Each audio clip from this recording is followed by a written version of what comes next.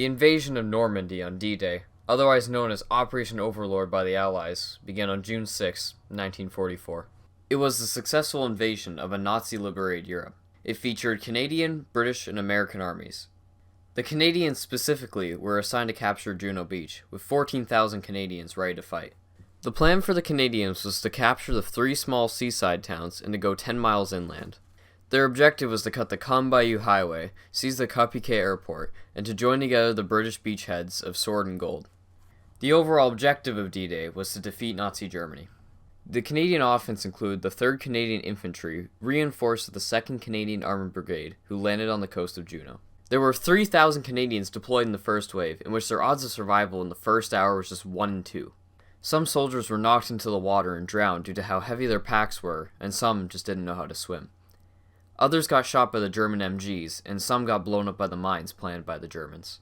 On the side of the German defense, the 716th Infantry, backed up by the 21st Panzer Division, defended the coast. To defend the coast, the Germans used guns, concrete emplacements, pillboxes, and fields of barbed wire and mines. This was the Atlantic Wall the Germans used millions of slave laborers during 4 years of occupation to create. The conditions for the soldiers were terrible, and it left many of them traumatized. Joseph Kennedy, a Canadian veteran who experienced the horrors of Juno Beach just at the age of 17, recollected the following about the battle. The wind was howling, and it was pouring rain. Most of the guys were seasick. The Germans were shelling us, trying to destroy our vehicles. We drove off the ramp onto a sandbar, but the Jeep was too heavy, so we sank into freezing water up to our necks. We had to wait for a tank to come around and tow us out. We landed right in front of the Germans. They were pounding at our boys in the first wave. I will never forget the sight. All those kids being blown away. They didn't stand a chance against the German guns. Joseph Kennedy is one of the small amount of living veterans who fought at Juno, and Canadians like him are the ones to thank for the operation being a success.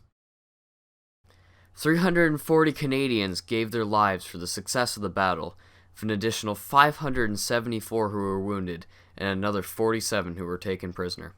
Although these casualties were less than estimated, the loss was still heavy.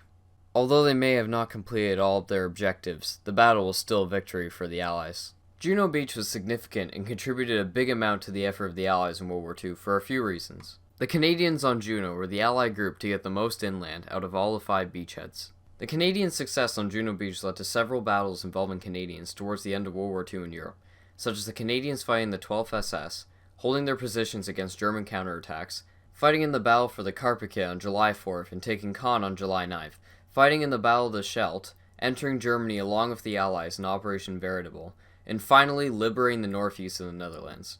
Overall, due to the success of Juno Beach, the Canadians contributed a large amount to the victory of World War II in Europe. Juno Beach also once again proved the abilities of the Canadians and their infantry to hold their own as a nation, due to their plan being mostly successful during the operation. That was the involvement of Juno Beach in World War II.